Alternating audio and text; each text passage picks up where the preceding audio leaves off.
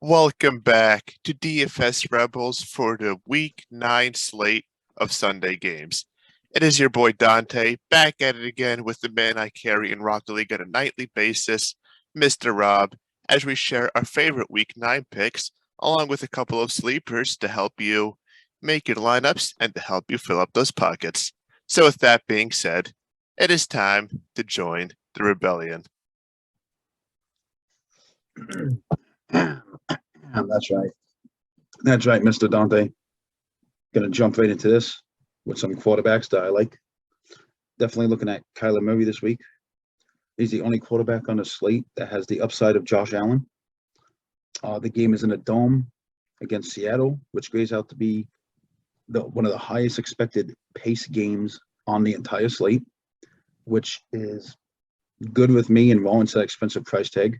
He's probably my favorite GPP quarterback in this unappealing slate.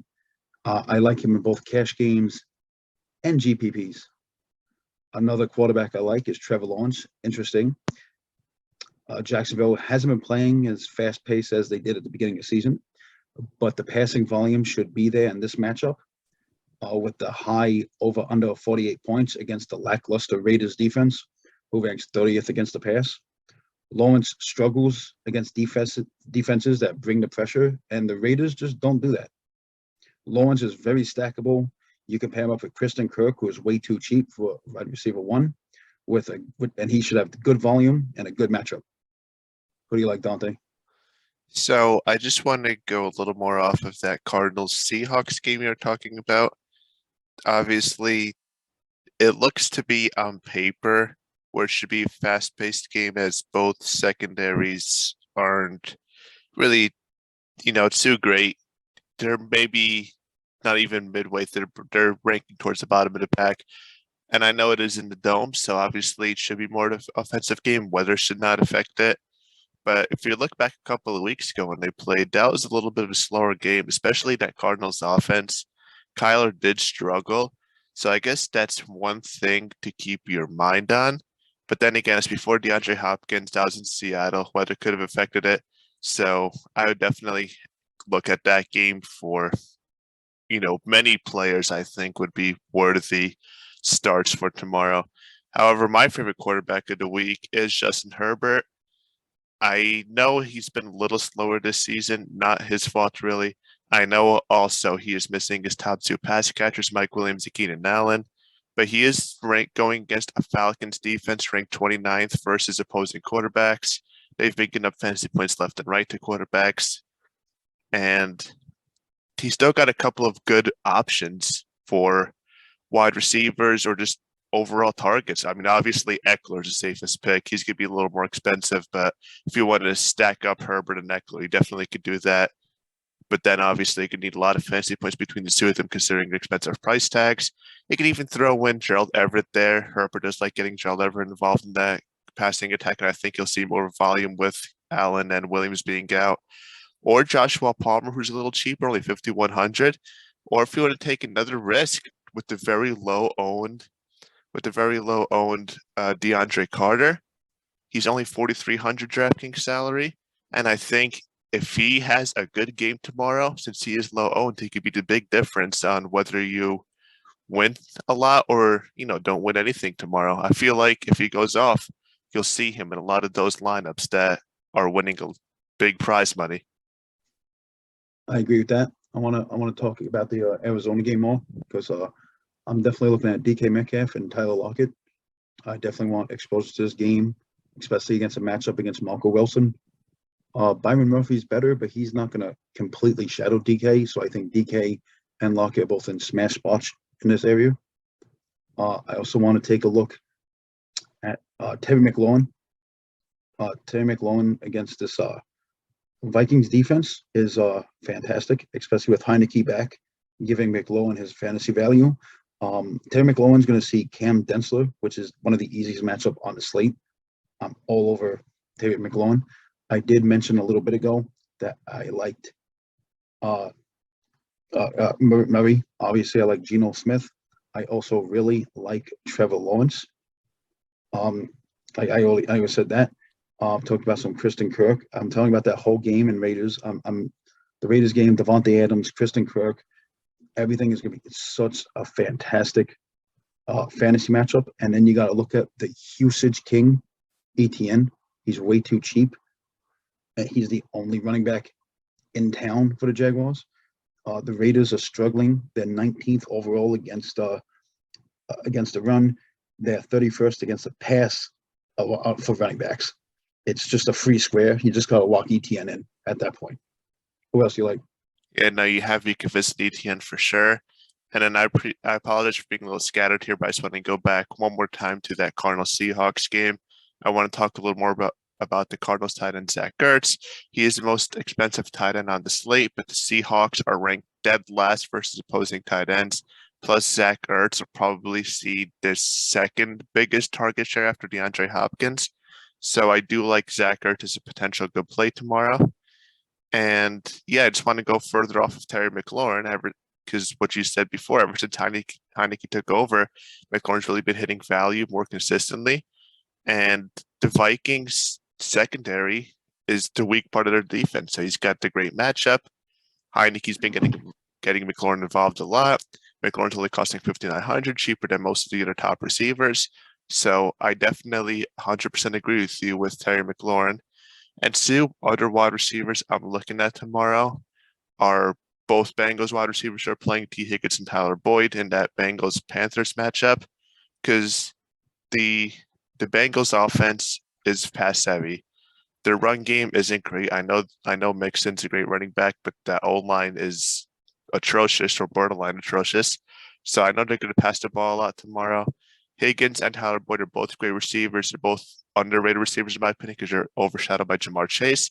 And Jamar Chase is out tomorrow. Higgins is costing 7,300 in DraftKings salary. Tyler Boyd 6,300.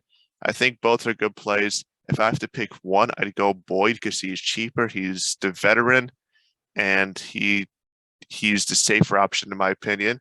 However, I do believe Higgins has the higher ceiling. So it's really just depends on your preference, whether you want the safe option, the safe, cheaper option, or you want the guy that's more likely to go for 30 points and it's a little more expensive, but then he's also more likely to be a bust tomorrow. So it just really depends on your preference. As I said, I'd go with Boyd, but I believe either one will be great options. What do you think about them, Rob? I like it, but I want to talk more about running backs. I already talked about ETN. I also want to look at Deion Jackson. He went off last time. Jonathan Taylor was out. He's out again. Nakeem Hines is out of Indianapolis. I'm taking this free square, especially with the rookie quarterback, who I don't think is good, Ellinger. They can rely on Deion Jackson. Another free square is Deontay Foreman with no Hubbard again this week. But then I want to look at Aaron Jones. A.J. Dillon took a nasty knee injury, and I don't think we're going to see much of him tomorrow. I think this is a dream matchup for the Packers' top 10 rushing attack against the Lions' putrid defense. I think Aaron Jones is in a smash spot, especially on FanDuels where he's mispriced. He's way too cheap on FanDuels. You like any of them? Oh yes, no, I actually have Aaron Jones in my lineup, so I really like Aaron Jones tomorrow. He's 7,400 in DraftKings salary, so he's not even as expensive as some of the other top running backs either. Like he's definitely more, definitely cheaper than the Ecklers and those expensive guys. So I do like Jones.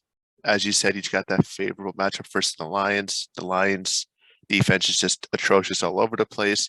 And I believe the Packers will be very run heavy tomorrow, even despite A.J. Dillon's knee injury.